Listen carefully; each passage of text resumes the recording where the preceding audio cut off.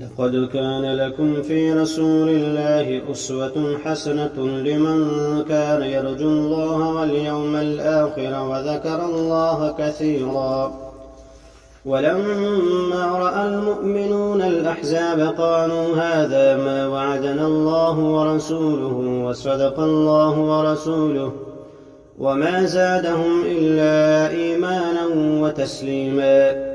من المؤمنين رجال صدقوا ما عاهدوا الله عليه فمنهم من قضى نحبه ومنهم من ينتظر وما بدلوا تبديلا، ليجزي الله الصادقين بصدقهم ويعذب المنافقين إن شاء أو يتوب عليهم إن الله كان غفورا رحيما. ورد الله الذين كفروا بغيظهم لم ينالوا خيرا